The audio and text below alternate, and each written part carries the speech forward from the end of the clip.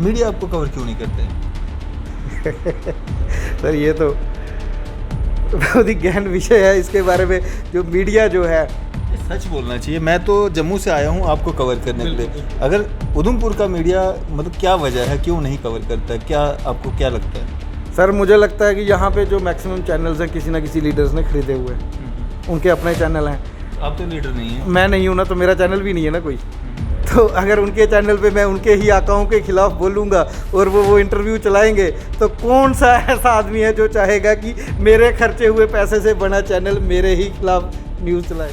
जो है मनकोटिया साहब, बिल्कुल, इन्होंने जो 9-17 दुकानें म्यूनसिपलिटी ने बनाई थी न्यू बस स्टैंड के अंदर, ठीक है, वो 17 में से 2 दुकानें इनके अपने नाम हैं और बाकी 7 दुकानें अपने वर्करों को दे दी। और उसमें देखिए इन्होंने क्या किया, जो जिन्होंने जब ये एमएलए का फॉर्म भरते हैं ना, ये एफिडेविट पे अपना नाम लिखा हुआ है बलवंत सिंह मनकोटिया, एड्रेस उधमपुर का, तब भी इनके पास क्वार्टर था, गवर्नमेंट क्वार्टर ये उधमपुर का, और जब दुकान अलाट करवाई उस पर खाली बलवंत सिंह लिखा, मनकोटिया नहीं लिखा।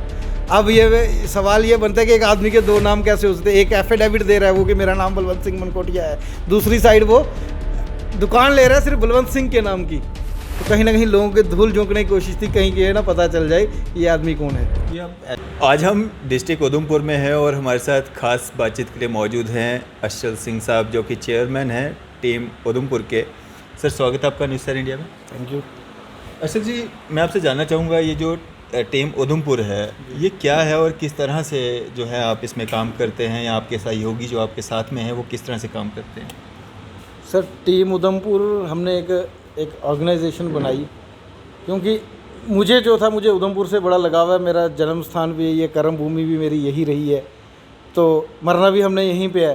तो कहीं ना कहीं मैं ये चाहता था कि इस उधमपुर के नाम पे मैं एक ऐसी टीम खड़ी करूं जो सच्चाई के साथ, ईमानदारी के साथ उधमपुर के लोगों की सेवा करे। तो वही एक मन में जज्बा आया और हमने नाम भी उसका रख लिया टीम उधमपुर। और हमने ये मार्च 2021 के अंदर इसका गठन किया और स्टार्टिंग में यही कोई 20 के करीब लोग थे इसमें।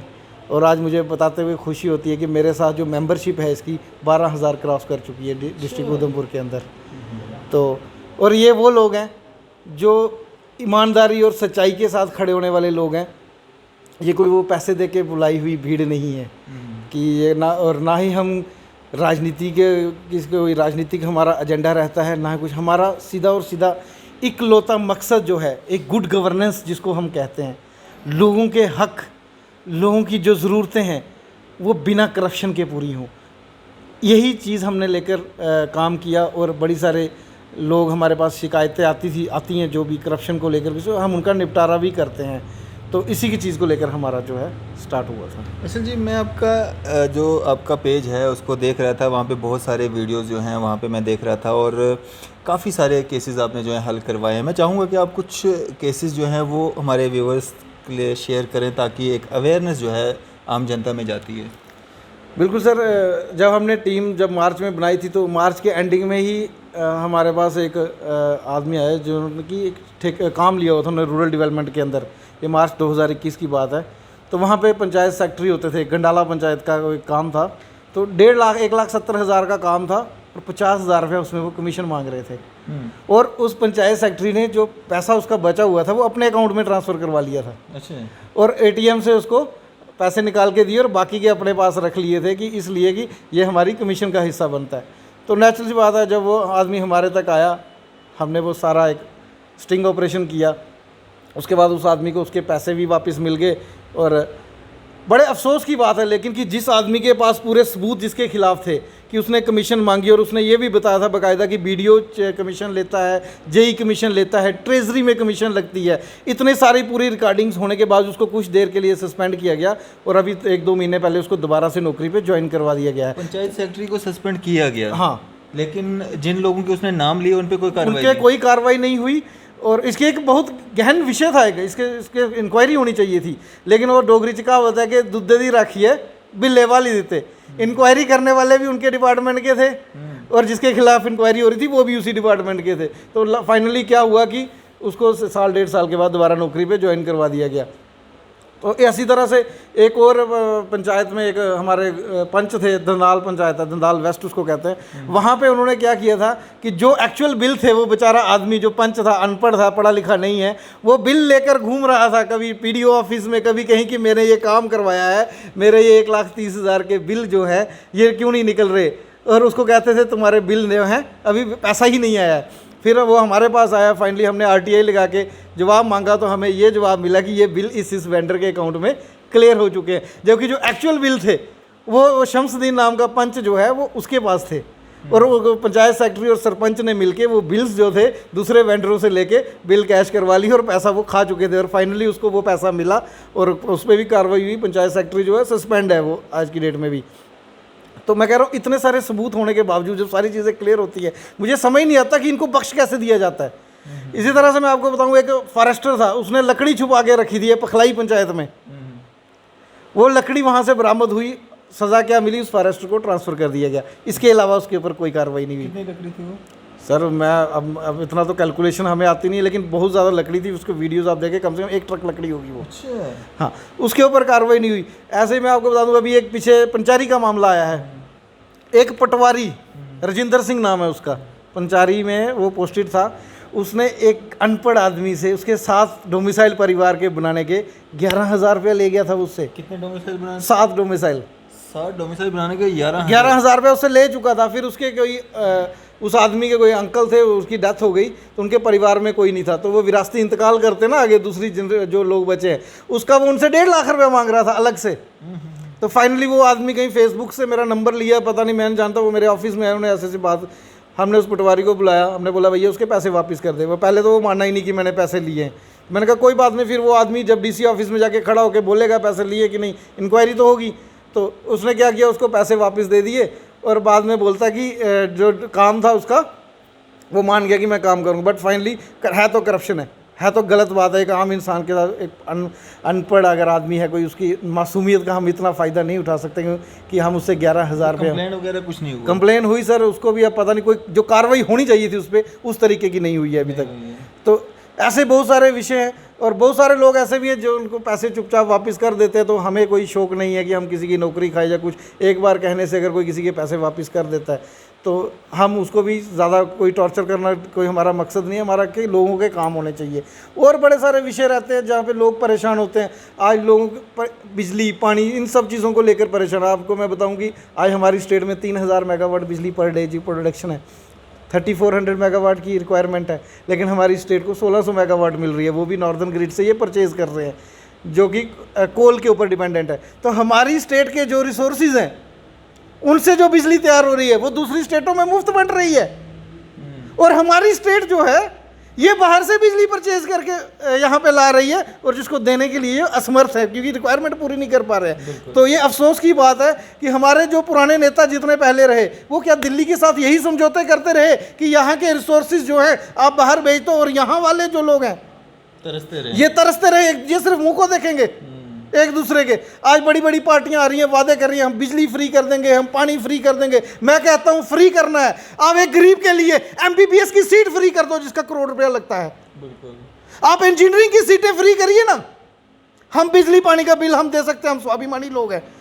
आप देना है तो शिक्षा फ्री कीजिए, जिससे ये जो हमारा समाज जो है, जो मानसिक गुलामी के दौर से गुजर रहा है, उससे बाहर आए वो समाज। एजुकेशन फ्री कीजिए। आज बड़े बड़े वादे करते थे जो पुराने लीडर हैं, हमने 1 किलोमीटर पे एक स्कूल खोल दिया। मैं उनको पूछना चाहता हूँ उन स्कूलों का प्रोडक्ट क्या है? कितने डॉक्टर इंजीनियर उन स्कूलों से निकले? 20 साल हो गए ना वो स्कूल बने हुए। आज आधे से ज़्यादा स्कूल बंद हो चुके हैं। मैंने आरटीआई के माध्यम से जवाब लिया है इसी डिस्ट्रिक्ट का। पिछले 5-10 सालों में जो एडमिशन रेट था हमारे प्राइमरी स्कूल्स के अंदर हर साल घटा है। क्योंकि अब स्कूल की तरक्की, स्कूल की वैल्यू कितनी, एजुकेशन कितनी सक्सेसफुल रहा है हमारा मिशन, वो तो इसी से पता चलेगा ना कि उन स्कूलों में बच्चे कितने पढ़ रहे हैं। 43 स्कूल्स आज भी उधमपुर डिस्ट्रिक्ट के अंदर ऐसे हैं जिनमें बच्चा ही नहीं है कोई। आज उन स्कूलों को क्लब किया जा रहा है। तो उसका रीज़न क्या है? रीज़न ये है कि उन स्कूलों के अंदर इंफ्रास्ट्रक्चर ही नहीं है। बिल्डिंग्स हैं, बिल्डिंग्स होंगी, टीचर एक होगा, बैठने के लिए जगह नहीं होगी, कुछ ना कुछ कमी होगी ना। स्टूडेंट भी नहीं है। स्टूडेंट क्यों नहीं है? स्टूडेंट इसलिए नहीं है कि वहाँ इंफ्रास्ट्रक्चर नहीं है। लोगों को भरोसा नहीं है सरकारी स्कूलों के ऊपर, और भरोसा इसलिए नहीं है क्योंकि वहाँ पे जो फैसिलिटीज़ होनी चाहिए बच्चों के लिए वो नहीं है। कुछ नाम बता सकते हैं आप, कौन कहाँ पे? सर मैं हमारे जिप जोन के अंदर कुछ स्कूल हैं, वो चनैनी जोन के अंदर हैं। पूरे डिस्ट्रिक्ट के अंदर 43 स्कूल्स हैं। तो वो लिस्ट है पूरी मेरे पास, मैं आपको प्रोवाइड भी कर सकता हूँ, ऐसी बात नहीं। मैंने आरटीए से जवाब लिया। प्राइमरी स्कूल है सारे यहाँ? प्राइमरी स्कूल हैं जो 0 पे हैं। 0 तो इससे क्या पता चलता है कि हमारा जो मिशन था एजुकेशन का, वो फेल रहा। बिल्कुल। क्योंकि उन स्कूलों के अंदर इंफ्रास्ट्रक्चर नहीं प्रोवाइड कर पाई सरकार। तो स्कूल को क्या करेगा कि दिहाड़ी लगाने वाला आदमी भी प्राइवेट स्कूल की तरफ जाता है अपने बच्चों को अच्छी शिक्षा दे सके। अरे फ्री करना है तो वो करो ना। बिल्कुल। जहाँ से डॉक्टर इंजीनियर हमारे पढ़े लिखे बच्चे निकलेंगे, तब जाके समाज का सुधार होगा। और ये जो कहते हैं हम आपकी गरीबी दूर कर देंगे, मैं कहता हूँ कोई नेता कोई गरीबी दूर नहीं कर सकता। गरीबी सिर्फ पढ़ाई से दूर होती है। एजुकेशन एक अंधे के लिए भी एक नज़र का काम करती है एजुकेशन। तो फ्री करना है। MBBS जो आज करोड़ रुपया लगता है, अगर गवर्नमेंट सीट भी निकालता है बच्चों तो 20 से 25 लाख रुपए लगता है, वो फ्री कर दो। मैं तब मानूँ कि आप समाज का सुधार करना चाहते हो, सोसाइटी का भला करना चाहते हो, तब मैं मानूँ। इंजीनियरिंग फ्री कर दो REC कॉलेज के अंदर, मेडिकल कॉलेज के अंदर MBBS की सीटें फ्री कर दो, तब मैं मानूंगा कि आप वाकई समाज की तरक्की चाहते हो। अदरवाइज़ ये क्या कर रहे हैं, ये सिर्फ एक आई वॉश कर रहे हैं। आप पंजाब के अंदर देखो ना कि इन्होंने कहा कि 2 महीने में 600 यूनिट बिजली जो है वो फ्री मिल जाएगी। लेकिन जो SC ST हैं, अगर उनका 600 यूनिट से ऊपर 5 यूनिट और आते हैं तो उनको सिर्फ 5 यूनिट की बिजली मिलेगी। लेकिन जो जनरल कास्ट का आदमी है वो पूरे 605 यूनिट का बिल देगा। तो क्या वोट लिए थे वो सिर्फ एक कैटेगरी से लिए थे। हम किसी के खिलाफ नहीं है, लेकिन समाज को बांटने का काम मत करो। क्योंकि जो पुराना ज़माना था, जुल्म करने वाले भी नहीं रहे हैं, जुल्म सहने वाले भी नहीं रहे हैं। तो हम आने वाले बच्चे जो हमारी जनरेशन है, उनके दिलों में ये नफ़रत के बीज ना बोए। मैं तो यही कहना चाहता हूँ नेताओं को। कुछ दिन पहले आपका प्रोटेस्ट भी चल रहा था DC ऑफिस के बाहर, क्या था वो, क्या ज़रूरत पड़ी आपको और क्या उसका नतीजा निकला? हाँ, सो मैं आपको बताऊं कि वो ये था कि हमारा JNK में जो प्राइवेट स्कूल्स हैं, इनकी मनमानी जो है आपको पता है दिन ब दिन ये एक नेक्सिस है पूरा। गवर्नमेंट स्कूलों के अंदर इंफ्रास्ट्रक्चर नहीं होगा, लोग कहाँ जाएंगे? प्राइवेट स्कूल की तरफ। और प्राइवेट स्कूल फिर अपने हिसाब से लूटेंगे आदमी को। तो वहाँ पे एक फ़ीस फिक्सेशन कमेटी बनी थी, 2014 में हाई कोर्ट की जजमेंट आई थी कि एक फ़ीस फिक्सेशन कमेटी बनाई है। तो उस फ़ीस फिक्सेशन कमेटी ने एक बनाया कि आपको अपना जितना भी स्कूल का फ़ीस स्ट्रक्चर है वो पहले अप्रूव करवाइए, उसके बाद आप बच्चों से फ़ीस लीजिए। और उनका ये है कि जो उनका फ़ीस स्ट्रक्चर अप्रूव होता है उनको अपने स्कूल के नोटिस बोर्ड पे लगाना है कि इतने एनुअल चार्जेस हम ले सकते हैं, इतनी ट्यूशन फ़ीस हम ले सकते हैं।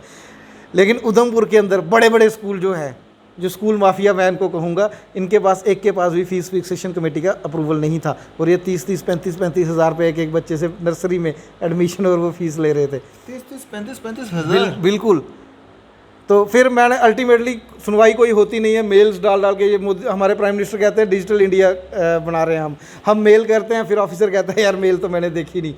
तो फिर वो डिजिटल इंडिया किस काम का? तो मैंने बहुत सारी मेलें की, कुछ किया, लेकिन फाइनली कोई रिजल्ट नहीं आया। तो फिर मैंने मजबूर होकर मैं अनशन पे बैठ गया DC ऑफिस के बाहर की आप इन स्कूलों से पूछिए तो सही, अगर आपके पास अप्रूवल नहीं है तो आप किस बुनियाद पे फ़ीस ले रहे हैं। तो फाइनली उस मीटिंग के बाद ये अनशन के बाद नतीजा हुआ कि हमारे जो DC मैम अभी वो ट्रांसफ़र हो चुके हैं, उन्होंने सभी स्कूल्स की इमीडिएट मीटिंग कॉल की उस दिन। फिर CO साहब आए एजुकेशन के, तो उन्होंने सभी स्कूल्स को बोला कि 1 महीने के अंदर आप अपना अप्रूवल करवाइए, अगर नहीं करवाते हैं तो आपके ऊपर फिर उसके बाद एक्शन लिया जाएगा। कितने समय तक चला था आपका ये प्रोटेस्ट? सर हार्डली 2 से ढाई घंटे के बाद एडमिनिस्ट्रेशन के जो लोग थे वो हमारे पास आए और उन्होंने पूरा 3 घंटे में ही उन्होंने पूरे स्कूल्स को कॉल कर लिया था। तो मैं ये कहता हूँ कि अगर आप सच्चाई के साथ अगर हम चल रहे हैं तो सुनवाई भी होती है, कहीं ना कहीं अच्छे एडमिनिस्ट्रेटर भी हैं हमारे स्टेट के अंदर। बट आपकी टीम के लोग भी साथ में थे? बिल्कुल सर, हमारे साथ में थे। अच्छा भाई, एक चीज़ मैंने सुनी है, डिस्ट्रिक्ट उधमपुर का जो मीडिया है वो आपको कवर नहीं करता है। आप अपनी जितनी भी वीडियोज़ है अपने पेज पे जो है ज़्यादातर आपकी शेयर करते हैं, मीडिया आपको कवर क्यों नहीं करते हैं? सर ये तो बहुत ही गहन विषय है, इसके बारे में जो मीडिया जो है, सच बोलना चाहिए। मैं तो जम्मू से आया हूँ आपको कवर करने के लिए। अगर उधमपुर का मीडिया मतलब क्या वजह है, क्यों नहीं कवर करता है, क्या आपको क्या लगता है? सर मुझे लगता है कि यहाँ पे जो मैक्सिमम चैनल्स हैं किसी ना किसी लीडर्स ने खरीदे हुए हैं, उनके अपने चैनल हैं। आप तो लीडर नहीं हैं। मैं नहीं हूँ ना, तो मेरा चैनल भी नहीं है ना कोई। तो अगर उनके चैनल पे मैं उनके ही आकाओं के खिलाफ बोलूँगा और वो इंटरव्यू चलाएंगे, तो कौन सा ऐसा आदमी है जो चाहेगा कि मेरे खर्चे हुए पैसे से बना चैनल मेरे ही खिलाफ न्यूज़ चलाए? कोई नहीं चाहेगा। तो फंडा सिर्फ इतना सा है कि वो जो चैनल जो है किसी ना किसी राजनीतिक पार्टी से या किसी ना किसी लीडर के साथ उनका गहन जुड़ाव है, तो इसीलिए वो चैनल मेरे पास नहीं आते। 1-2 चैनल है वो कभी कभार आ जाते हैं, उनका मूड अच्छा हो, लेकिन उनके भी कुछ मालिक जो हैं खफा हो जाते हैं क्योंकि उनके कुछ धंधे ऐसे हैं इलीगल हैं, वहाँ उनके धंधों पे थोड़ी सी मार लग गई जब मैंने प्रोटेस्ट वगैरह किए करप्शन के केसेस में, मैंने आवाज़ उठाई जहाँ जहाँ पे करप्शन होती थी। तो उनके जो मालिक थे उनका वो धंधा थोड़ा सा डाउन हो गया, तो वो जो एक चैनल मेरे पास आता था उसने भी आना बंद कर दिया। और मुझे उन्होंने कहा था कि आज के बाद हम तेरा इंटरव्यू नहीं लेंगे। मैंने कहा कोई बात नहीं, जो सच्चाई है ना उसको जितना दबाओगे उतने प्रेशर से बाहर आएगी। और अरफाज जी, आज मुझे खुशी हो रही है कि मेरी आवाज़ जो है उधमपुर में जो दबाई जा रही थी, आज जम्मू से सुनने के लिए आप आए हैं। आपका मेरे पास अल्फाज नहीं है कि मैं आपका जो है शुक्रिया अदा करूं, क्योंकि आपने मेरी आवाज़ जम्मू में, हम पहले कभी मिले नहीं हैं, शायद फेसबुक के माध्यम से ही हमारा कांटेक्ट हुआ है। तो कहीं ना कहीं सोशल मीडिया में इतनी ताकत है कि मेरी आवाज़ आप तक पहुंची, और अब आप मेरी आवाज़ जो है पूरा JNK सुनेगा आपके चैनल के माध्यम से, सुनेगी, पूरी दुनिया सुनेगी। लेकिन ये जो चैनल है ना, और ये आज मेरी खबर नहीं लगाते हैं, मुझे बहुत खुशी होती है कि ये सारा समाज जो है उधमपुर का, ये पखंडी नालायक लोग जो हैं, जो मेरा सामना नहीं कर सकते ना, मैं इनको क्या चैलेंज करता हूं कि सारे मीडिया चैनल उधमपुर के सारे रिपोर्टर एक साइड आके बैठ के भी मेरा इंटरव्यू लेना, मैं इनको इनकी हैसियत बता दूं ये कितने पानी में है।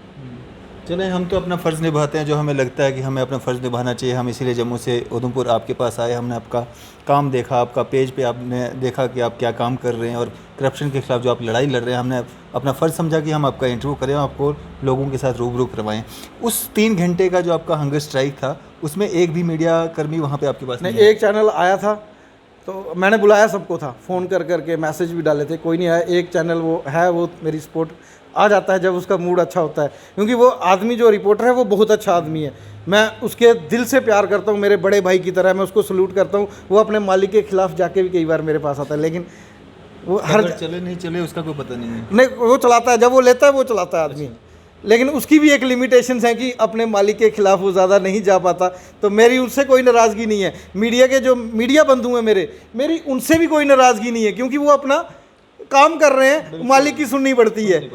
तो मेरे साथ बहुत अच्छे संबंध हैं उनके, तो वो कहीं ना कहीं अपने मालिक का हुक्म मान रहे हैं। तो पर्सनल रिलेशन अपने अच्छे हैं, मैं उनसे कोई नाराज़गी नहीं है। मतभेद हो सकते हैं, मन भेद किसी से नहीं है। असल भाई, ये जो करप्शन के ख़िलाफ़ जो आपने एक जंग छेड़ी हुई है, या जो करप्ट लोग हैं इनके ख़िलाफ़ आपने जो एक जंग छेड़ी हुई है, आगे उधमपुर डिस्ट्रिक्ट में आप क्या देख रहे हैं? कितना बदलाव आया है और कितने बदलाव की और ज़रूरत है यहाँ पे करप्शन के ख़िलाफ़ जो आप मतलब ये जंग छेड़े हुए हैं, कितना कामयाब आप अपने आप को समझ रहे हैं? सर, किसी चीज़ की कामयाबी जो है, मैं नहीं कहता कि मैं कामयाब हो गया या मैं अकेला इस करप्शन को रोक सकता हूँ, ये पॉसिबल नहीं है। प्रैक्टिकली मैं बड़ा प्रैक्टिकल आदमी हूँ।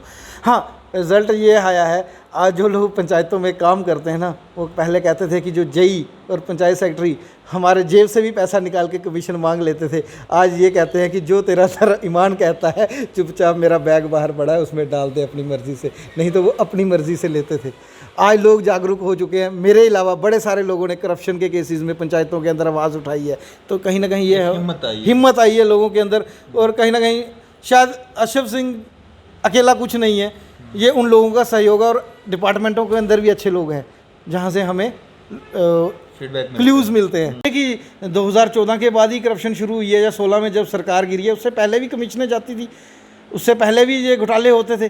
तो ये जब सत्ता में थे, इनके पास पावर थी। अकेला अशरफ सिंह लड़ रहा है लोगों के सहयोग, लेकिन ना मेरे पास पावर है ना कुछ है, लेकिन मैं सिर्फ सच्चाई के दम पे लड़ रहा हूँ कि मैं सच्चा आदमी हूँ। तो जब ये सत्ता में थे, मुझे अफसोस होता है, मैं सवाल पूछता हूँ कि क्या आपको नहीं पता था? अगर पता था तो आप बोले क्यों नहीं? क्या आप उस कमीशन का हिस्सा आपके पास भी जाता होगा, कहीं ना कहीं इनके पास जाता होगा, इसीलिए ये नहीं बोलते थे। आज भी नहीं बोल रहे। आज मैं कोई करप्शन का केस उठाता हूँ तो ये नेता चुपचाप कहीं साइलेंट होकर बैठ जाते हैं, और कहीं कहीं मेरे सपोर्ट में एक आदमी तक नहीं आता, सिर्फ इसलिए उनको ये लगता है कि कहीं ये हाईलाइट ना हो जाए।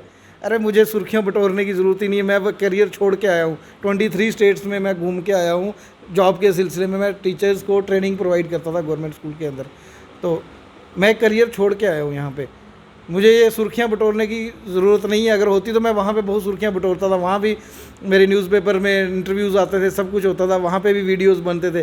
NCERT की वेबसाइट के अंदर भी हमारे वीडियोस अवेलेबल होंगे बहुत सारे। तो ये चीज़ नहीं, मायने ये रखता है कि आप सच्चाई के साथ खड़े हो। और मैं एक बात और कह दूँ इन नेताओं को कि इतिहास हमेशा टकराने वाले को याद रखता है, ये बात वो याद रखे। तलवे चाटने वाले कभी इतिहास में याद नहीं रखे जाते। असल भाई, मैं आपसे एक चीज़ और जानना चाहूँगा। जिस तरह से आप नेताओं की बात कर रहे हैं और डिस्ट्रिक्ट उधमपुर की अगर हम बात करेंगे, जिस तरह से RS पठानिया भाजपा नेता हैं, मनकोटिया जी पहले पैंथर में थे, अब आम आदमी पार्टी में, हर्षदेव जी पहले पैंथर पार्टी में थे, वो भी आज आम आदमी पार्टी में ज्वाइन हुए। किन नेताओं की बात कर रहे हैं आप? मैं सबकी बात कर रहा हूँ सर, जो जो पावर में रहे हैं। एक भी आदमी ने जब करप्शन होती होगी आज तक आवाज़ क्यों नहीं उठाई? अब जब अशरफ सिंह करप्शन के खिलाफ बोल रहा है तो बीच बीच में कहीं से आवाज़ें निकल रही हैं, शायद उनको थोड़ी सी उनकी आत्मा झिंझोर रही होगी कि यार एक अकेला आदमी लड़ रहा है, कहीं ना कहीं हम भी आवाज़ उठा लेते हैं, क्योंकि लोगों को पसंद आ रही है ये चीज़, लोग देख रहे हैं कि एक आदमी अकेला लड़ रहा है। तो जब ये पावर में थे तब क्यों नहीं बोले? कितनी करप्शन होती होगी, कितना कुछ होता होगा, तो तब क्यों नहीं बोले ये? क्या आने वाले समय में या इलेक्शंस में हिस्सा लेने जा रहे हैं अशरफ सिंह जी? सर ये तो वक्त बताएगा। क्या आम जनता से पूछेंगे, लोगों से पूछेंगे जो आपको पसंद करते हैं? नहीं, लोग तो चाहते हैं मैं चुनाव में आऊँ, ऐसी बात नहीं है। अब दुविधा ये है कि कहाँ से आऊँ। 4 कंस्टिट्यूंसीज है उधमपुर के अंदर, अकेला अशरफ सिंह एक आदमी है, तो मैं हर जगह तो चुनाव लड़ नहीं सकता। तो कहीं ना कहीं ये देखेंगे आने वाले टाइम में कि हो सकता है टीम उधमपुर के सपोर्ट से हम हर जगह कैंडिडेट खड़े करते हैं या इलेक्शन में पार्टिसिपेट ना करें हम, ये अभी हम देखें, क्योंकि मुझे नहीं लगता कि अभी इतनी जल्दी चुनाव होंगे और ये एक बहुत जल्दी डिसीजन होगा पॉलिटिक्स की तरफ जाने का। फ़िलहाल हमारा मकसद सिर्फ इतना सा है कि जो लोग सताए हुए, सिस्टम के सताए हुए लोग हैं, उनको हम इंसाफ दिला पाए। और इसके लिए मुझे किसी एमएलए या एमपी की कुर्सी की ज़रूरत नहीं है। मैं सच्चाई के साथ खड़ा होने वाला आदमी हूँ और सच्चाई के साथ खड़ा हूँ। और जितने लोग जो मेरी बुराइयाँ करते हैं मार्केट में, मैं तो वही कहता हूँ, जो मुकाबला नहीं कर सकते वो बुराइयाँ करते हैं। अगर मुकाबला करना तो आओ कभी डिबेट में। मैं तो सभी पूर्व विधायक उधमपुर के जो है आगे पीछे के, मैं सभी कहता हूँ एक बार डिबेट में आ जाओ मेरे साथ। मैं बताता हूँ सर, ये जो बड़े बड़े दावे करते हैं ना विकास के, मनकोटिया जी को बात करूँ, 2002 में वो पहली बार विधायक बने थे। 2002 में भी उधमपुर में कार्डियोलॉजी डिपार्टमेंट नहीं था हॉस्पिटल के अंदर, और 2022 में भी नहीं है। कौन सी डेवलपमेंट हुई? 2002 में भी कोई pre mature birth pregnant lady के केस आता था, प्री मैच्योर डिलीवरी का, वो 2002 में भी जम्मू रेफर होता था, वो 2022 में भी जम्मू रेफर हो रहा है। अकैनोलॉजी डिपार्टमेंट कैंसर का, वो उधमपुर हॉस्पिटल के अंदर नहीं है। कार्डियोलॉजी का डिपार्टमेंट हॉस्पिटल के अंदर नहीं है। उसके बाद नेटोलॉजी, न्यू बॉर्न बेबीज़ के जो क्रिटिकल केयर यूनिट होता है, वो नहीं है। एक्यूमुलेटर इनके पास नहीं है क्या? कौन सी डेवलपमेंट करवा दी इन्होंने? सरकारी स्कूल 43 बिना बच्चों के चल रहे हैं, कौन सी डेवलपमेंट करवा दी इन्होंने? करप्शन के खिलाफ ये नहीं बोलते हैं। बिजली पानी की ये बात करते हैं, कभी मटके लेके ये पीएचई ऑफिस के बाहर चले जाते हैं कि पानी की समस्या है शहर में। भाई साहब 12 साल तो आप विधायक रहे थे, अपनी नाकामियों का महिमा मंडन फिर वहाँ पीएचई ऑफिस में एक्शन के बाहर जाके क्यों करते हो? थोड़ा सा तो शर्म कर लिया करो। कि 12 सर मैं ये पूछना चाहता हूँ उनसे कि 12 साल के अंदर कितने न्यू फिल्ट्रेशन प्लांट्स लगे उधमपुर के अंदर? वाटर फिल्टर कैपेसिटी कितनी बढ़ाई आपने? क्योंकि पॉपुलेशन बढ़ेगी सर, लोगों की नीड्स बढ़ेंगी। जब डिमांड बढ़ेगी तो आपको उसके पास अगले 5 साल का एडवांस में प्रोजेक्ट लेके चलना पड़ता है कि क्योंकि आज मैं जो प्रोजेक्ट बना रहा हूँ आज के हिसाब से वो 5 साल बाद पूरा होगा और 5 साल में पॉपुलेशन और बढ़ गई होगी, वो फिर फेलियर रहेगा। तो मुझे अगले 5 साल में पॉपुलेशन के ध्यान में रख के कोई प्लांट बनाना है। उधमपुर के अंदर फिल्ट्रेशन कैपेसिटी पानी की उतनी है, लोगों के घरों में पाइपें जितने मर्जी लगा लो आप, पानी तो उतनी कैपेसिटी में फिल्टर होगा, तो फिर पानी की समस्या तो रहेगी। बिजली की अगर बात करें हम, तो हमारे जो फीडर्स हैं, कितने यूनिट बिजली वो उनके पास आती है और कितनी आउटपुट उनके पास है? पॉपुलेशन बढ़ रही है, क्या उनकी कैपेसिटी बढ़ाई है आपने? उसके लिए आपके पास प्रोजेक्ट था? स्कूलों के लिए आपके पास क्या प्रोजेक्ट था? एजुकेशन सिस्टम की ये बात करते हैं ना कि हम ये चेंज कर देंगे। मैं इनको पूछता हूँ, बताइए ज़रा आज तक हमारे एनसीएफ कितने हैं एजुकेशन के अंदर? एजुकेशन पॉलिसीज़ कितनी आई है? हम कौन सा एनसीएफ फॉलो कर रहे हैं? एजुकेशन सिस्टम के बारे में ये जानते क्या हैं? जो आज एजुकेशन सिस्टम को बदलने के दावे कर रहे हैं, 12 साल पहले विधायक रहे, क्यों नहीं बदल पाए? शायद इसीलिए या इसी को बदलाने के लिए जो है आम आदमी पार्टी का हिस्सा बने हैं। जिस तरह से दिल्ली में जो बदलाव आए हैं, आपने भी एजुकेशन की बात की, अच्छे स्कूल्स वहाँ पे लोगों को देखने को मिल रहे हैं, इसीलिए लोगों ने, वहाँ के दिल्ली के लोगों ने तीसरी बार जो है वहाँ पे आम आदमी पार्टी पे जो है विश्वास जताया। तो यहाँ पे भी यहाँ के नेता जो हैं, चाहे पैंथर के हैं, चाहे भाजपा के हैं, चाहे एनसी पीडीपी के लोग जा रहे हैं आम आदमी पार्टी में, यही बदलाव लाना चाहते होंगे। सर ये बदलाव तब क्यों नहीं लाए जब आदमी वही है ना? तो नई बोतल में पुरानी शराब भर दो आप, तो शराब तो वही रही ना। तो बदलाव कहाँ से हुआ? बदलाव क्या है? जब आप एक पॉलिटिकल चेंज या आप सामाजिक बदलाव की तरफ हम जाते हैं, तो हमें वो कैपेसिटी के आदमी भी चाहिए, वो जो बदलाव करेंगे। ये तो चले हुए कारतूस हैं। जब पहले इन्होंने बदलाव नहीं कर पाए, अब क्या बदलाव करेंगे ये? और आज मैं कहता हूँ कि इन्होंने सब ने, इनको इतनी होड़ लगी हुई है कि पता नहीं आम आदमी पार्टी कौन सी कोई वो मशीन है कि जिसके ऊपर चढ़ते ही हम एमएलए एमपी सीएम बन जाएंगे। अगर ये इतने कैपेबल होते तो ये बदलाव उस टाइम पे भी कर सकते थे। तो पार्टी की आइडियोलॉजी अच्छी होगी, नो डाउट अच्छी होगी, शायद तभी वो लोग दिल्ली में भी चल रही है, लेकिन उसको आइडियोलॉजी को चलाने के लिए अच्छे काबिल लोग भी तो चाहिए। ये काबिल लोग कैसे चलाएंगे? जिन्होंने अपने खुद के घर भर लिए, सरकारी दुकानें निकली, उसमें 17 में से 9 दुकानें अपने वर्करों के और अपने नाम कर ली। ये एजुकेशन सिस्टम को बदलेंगे। सरकारी बंगले पे बिना विधायक के भी ये 7-8 साल विराजमान रहे, तो ये क्या बदलाव करेंगे? सर बात कर रहे हैं आप? ये पूर्व विधायक जो हैं मनकोटिया साहब, मनकोटिया साहब, बिल्कुल। इन्होंने जो 17 दुकानें म्यूनसिपलिटी ने बनाई थी न्यू बस स्टैंड के अंदर, ठीक है, वो 17 में से 2 दुकानें इनके अपने नाम हैं और बाकी 7 दुकानें अपने वर्करों को दे दी। और उसमें देखिए इन्होंने क्या किया, जो जिन्होंने जब ये एमएलए का फॉर्म भरते हैं ना, ये एफिडेविट पे अपना नाम लिखा हुआ है बलवंत सिंह मनकोटिया, एड्रेस उधमपुर का, तब भी इनके पास क्वार्टर था, गवर्नमेंट क्वार्टर ये उधमपुर का, और जब दुकान अलाट करवाई उस पर खाली बलवंत सिंह लिखा, मनकोटिया नहीं लिखा। अब ये सवाल ये बनता है कि एक आदमी के 2 नाम कैसे हो सकते हैं? एक एफिडेविट दे रहा है वो कि मेरा नाम बलवंत सिंह मनकोटिया है, दूसरी साइड वो दुकान ले रहा है सिर्फ बलवंत सिंह के नाम की। तो कहीं ना कहीं लोगों के धूल झोंकने की कोशिश थी, कहीं ये ना पता चल जाए ये आदमी कौन है। ये आप ऐसे इल्ज़ाम लगा रहे हैं, कोई प्रूफ भी है आपके पास? बिल्कुल सर, हमारे पास प्रूफ है। हमने आरटीए के माध्यम, मेरे फेसबुक पेज पे आपको ये सारी की सारी चीज़ें दिख जाएंगी। आरटीआई के माध्यम से और वो आपको जानकारी दुकानें आज की डेट में आगे बिक चुकी है, जबकि जो म्यूनसिपलिटी की दुकानें हैं वो जो मेरे नाम में लॉट होती हैं तो मेरे नाम ही है, मैं आगे बेच नहीं सकता। इन्होंने डॉक्यूमेंट्स में नहीं, वैसे ही आगे किसी को बेच दी हुई हैं, और उनके नाम के फॉर्म सी लगे हुए हैं उस दुकानों पे जो वो दुकानें कर रहे हैं। जो फॉर्म सी लगता है तो कहीं बलवंत सिंह तो और कोई भी हो सकता है ना, जरूर थोड़ी ना मनकोटिया ही हो। फादर का नाम थोड़े बदलता है सर, मुझे फादर का नाम भी सेम है, एड्रेस भी सेम है, एड्रेस अलग अलग है। गवर्नमेंट क्वार्टर का इनके जम्मू वाला, और जो बाकी के जो डॉक्यूमेंट्स हैं जिनके जो एमएलए के फॉर्म भरते हैं वहाँ उधमपुर का एड्रेस होता है। चलें, क्या एक मैसेज देना चाहेंगे आम जनता के लिए? सर मैसेज मेरा यही है कि सच्चाई के साथ चलिए, ईमानदारी के साथ चलिए। ये लोगों ने पहले भी आपके साथ छल कपट किया, पखंड किया, ये आने वाले टाइम में भी यही करेंगे, क्योंकि ये सिर्फ अपने पॉलिटिकल जो बेस है वो तलाश रहे हैं, क्योंकि ये अपना वजूद जो है वो जनता में खो चुके हैं। अब कहीं ना कहीं दूसरे नाम का सहारा लेकर ये एक बार फिर आपको लूटने आ रहे हैं बहुत जल्दी, तो इनके बहकावे में नहीं आना है। एक अच्छा पढ़ा लिखा नुमाइंदा चुनिए, पार्टी कोई मायने नहीं रखती, मायने ये रखता है कि आपका जो रिप्रेजेंटेटिव है वो कितना पढ़ा लिखा है और कितना काबिल है, जो आपकी आवाज़ जो है उस संसद के अंदर या उस विधानसभा के अंदर कितनी सच्चाई और ईमानदारी से कर रखता है, और कितना जज्बा है अंदर उसके आपके लिए लड़ने का। वरना अपने लिए तो ये लड़ ही रहे हैं, कभी किसी पार्टी में, कभी किसी पार्टी में। बिल्कुल। चलें, शुक्रिया हमारे से बातचीत करने के लिए। Thank you. ये थे हमारे साथ अचल सिंह साहब, चेयरमैन डिस्ट्रिक्ट उधमपुर से, टीम उधमपुर के। इसी तरह की मज़ीद अपडेट्स के लिए आप देखते रहें न्यूज़ सर इंडिया। मैं अरफाज अहमद डैंग, कैमरामैन शाहनवाज के साथ।